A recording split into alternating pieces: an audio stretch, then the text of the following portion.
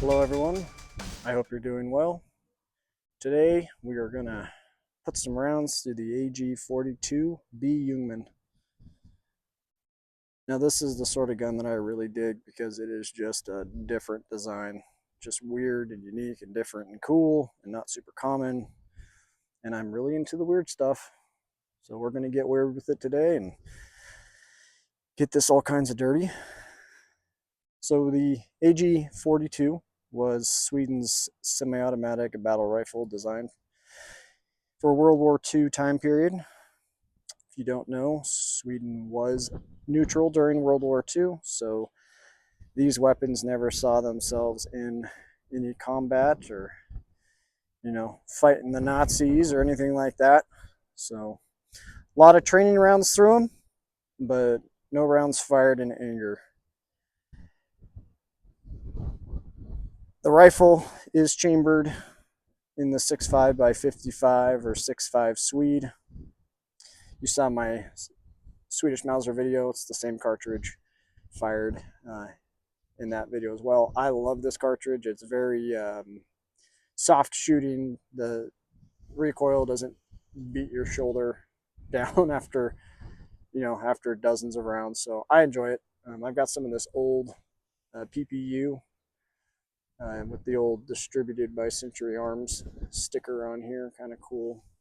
Reason I'm wanting to shoot this is 140 grain, just your standard full metal jacket Spitzer, and the military cartridge that the Swedes ended up adopting when they went to the Spitzer round was 139 grain. So this should be very comparable to that cartridge, and I don't want to put some hot cartridges in this semi-auto rifle. A little bit different. Bolt action rifle can take a little bit more of a beating with those hotter loads, but your semi-auto rifles, especially these older ones, you want to not necessarily have them over gassed with a hotter round. So we're gonna be gentle because this is an old gun and it's collectible and they're not super common. Speaking of it not being super common, numbers show that about the general agreed upon estimate is about 30,000 of these rifles were produced. And if you know anything about military rifles, that's not a lot. So these are fairly uncommon. Interestingly, they do not command the price that, say, an SVT-40 would. There were way more SVT-40s produced than there were AG-42s. You could even find an M1 Garand that costs more, or at least is priced higher than a standard AG-42. I will point out that this is an AG-42B. So in the 1950s, they did some updating to these rifles, specifically the rear sight, the way this is set up. They ended up putting these grippy lugs or bumps or whatever. They riveted these plates on here, and it does give you some grip just to help pull this back. I can't do any of this one-handed because this is definitely a two-handed operation rifle, but I'll talk more about it when I get to shooting it.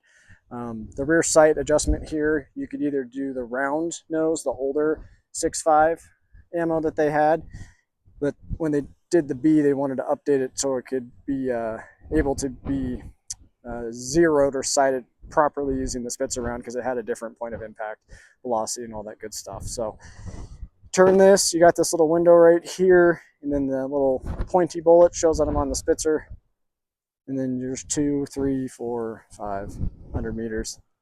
Not a huge fan of this rear sight. It's not super easy to see, just a little notch there. So that'd be one of my knocks on this. This one's a 1943 dated, and you'll see that it's B marked here as well as B marked on the sight right here. If you know anything about Egyptian rifles, the Egyptian Hakim looks very similar to this, almost identical, except that it's chambered in 8mm Mauser.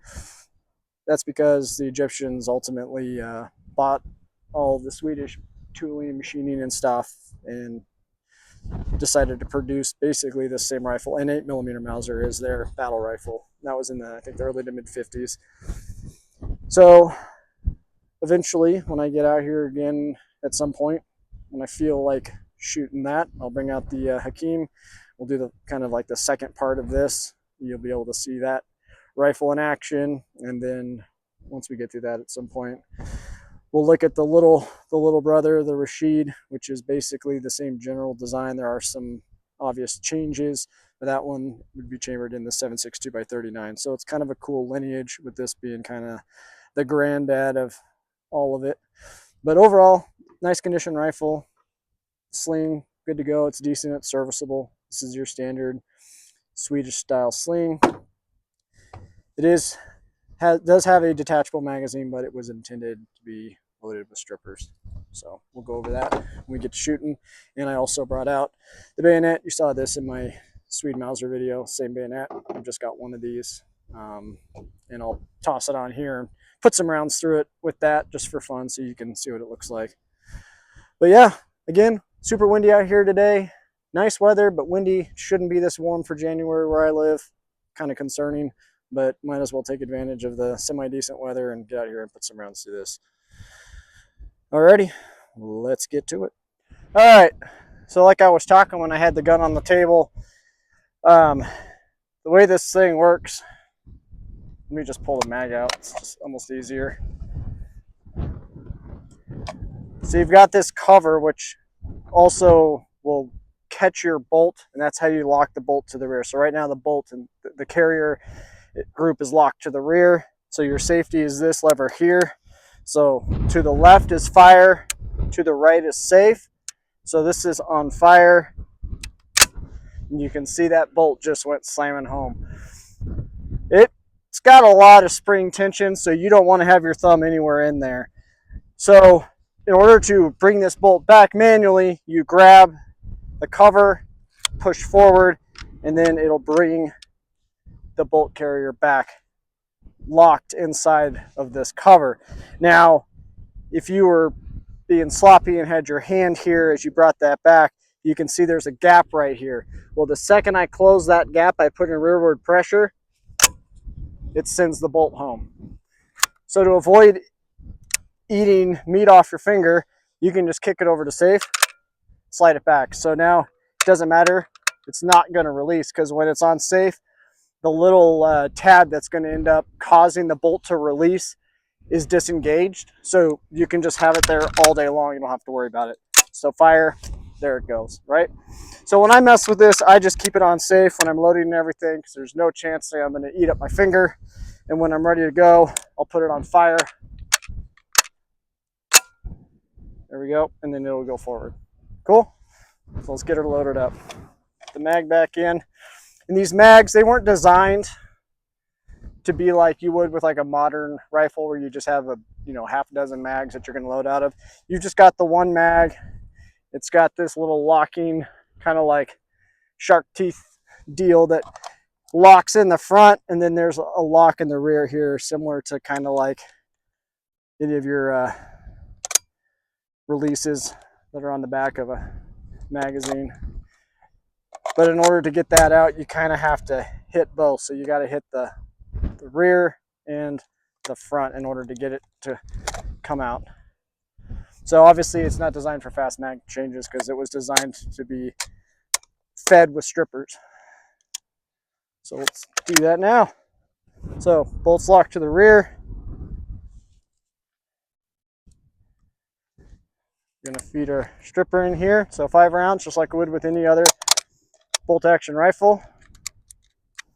Retain that.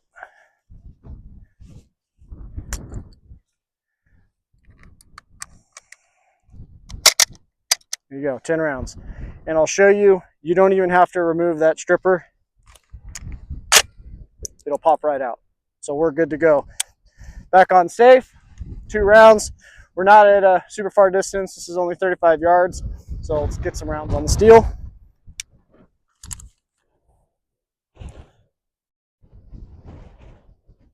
This wind is miserable today.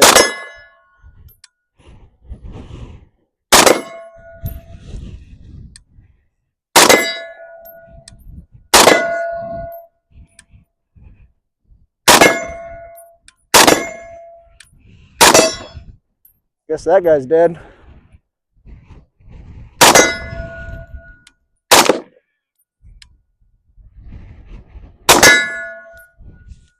There we go. Bolt locks to the rear when empty. Kick it back over on safe, and you'd be ready to load it again.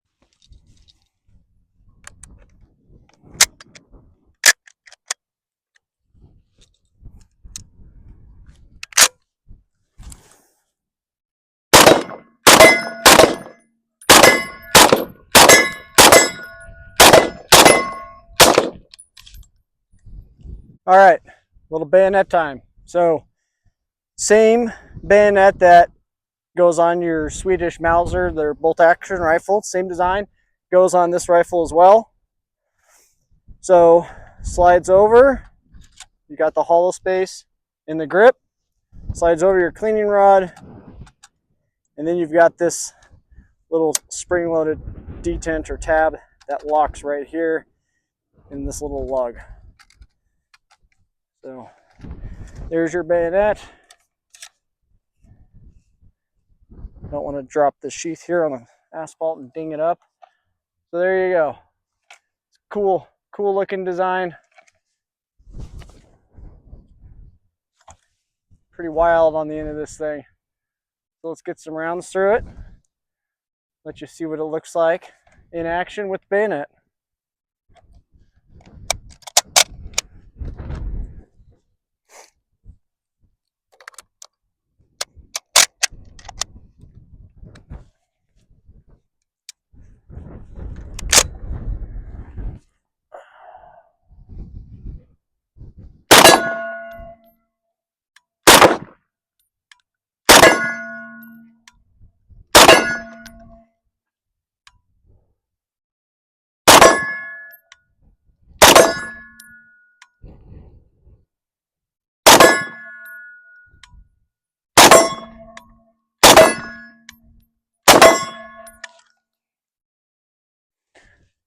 Pretty nice. Weapons clear, empty.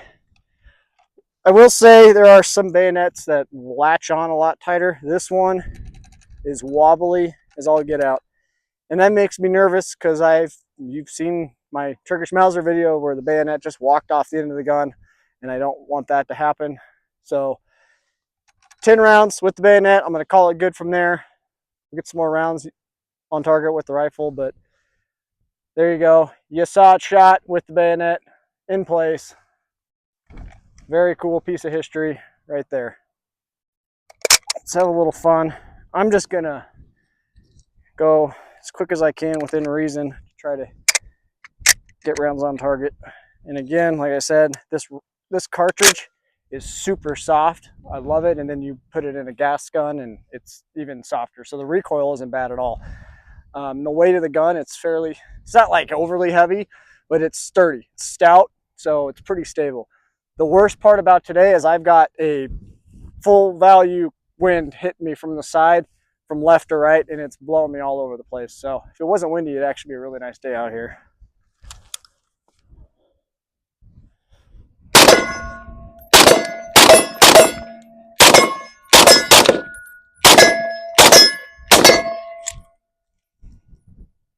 I think I threw one. Not too bad. Yeah, these things are just so fun to shoot. So I will point out, this is not something that I shoot like all the time, so I'm not all high speed and able to just load this thing and get after it like I would a gun that I shoot a lot. You can, I just want to make it clear, you can load this with this thing on fire. You can.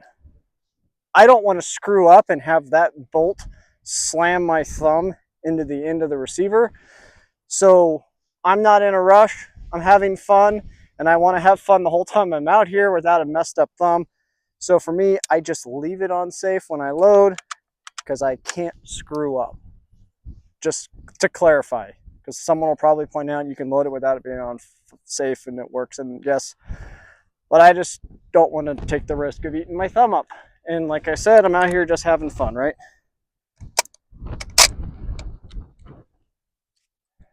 Just like I showed you, you can send the bolt forward with the last stripper in the action and it'll kick out, but again, they get on the ground, they get dinged up. So keeping my stuff as nice as I can.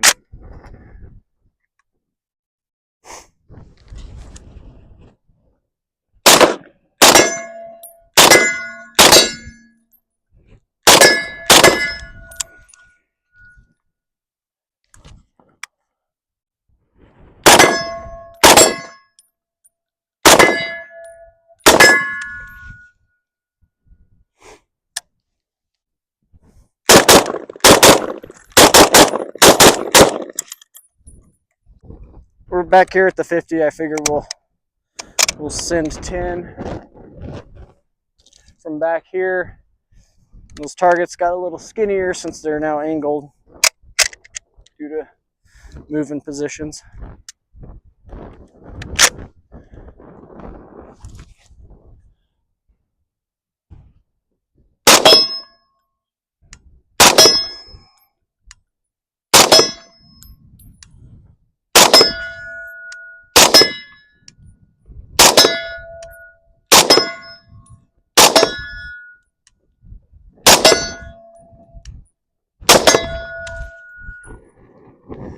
Too much fun. Look at that thing, all dirty. But I mean, it's not terribly dirty. Remember all that gas, I couldn't show you when I was one-handed over at the table. Remember I said the gas comes up here, runs down the tube here, and you can see down in here, there's that little cup down in there, and that's where that gas is coming through the gas tube here and just punching into that cup, and that's what's causing it to cycle. So yeah, you are spitting some of that nasty stuff in there. Obviously, like a piston driven is a lot cleaner, but like I said, I like the weird, the unique, not super common, and this is cool. And it's super comfy to shoot. Super stable. Recoil is not bad. The only thing, like I said, that rear sight, that little notch there is kind of hard for me to pick up, but maybe for other folks it might not be. I just wish it was a little more pronounced. You can't see it super obviously, maybe you can, but you got this where the stripper clip guide is, you've got this U right here. Put that on safe so I don't accidentally eat my thumb. And then you've got the ring up front there, the globe. It kind of is like a quick close range reflex sight. You know, if I was at super close range, I wouldn't have to find that rear sight.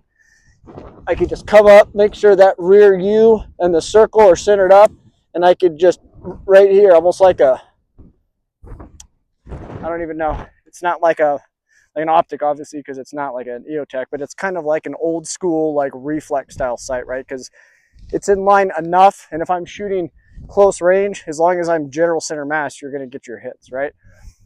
You just need that fine instrument sights when you're starting to send rounds further out. That's going to wrap it up for today. I hope you enjoyed seeing the AG-42B Jungmann rifle, the Swedish semi-automatic battle rifle of the World War II period. Not that it was a veteran of World War II, because like we talked about, they were neutral. But still, super cool rifle, very interesting and cool design. Impressions on this, super comfortable to shoot. There's not a lot of felt recoil. It's accurate. I've told you in the past, I love that 6.5 by 55 cartridge. It's got some mass to it, so it's very stable. It could get heavy lugging it around long periods of time because it is, you know, heavier than an AR-15 or more of a modern style rifle. But overall, super cool. Love it. If you get an opportunity to buy one, I'd say you'll enjoy it. It's worth it. I would caution though, just putting hot.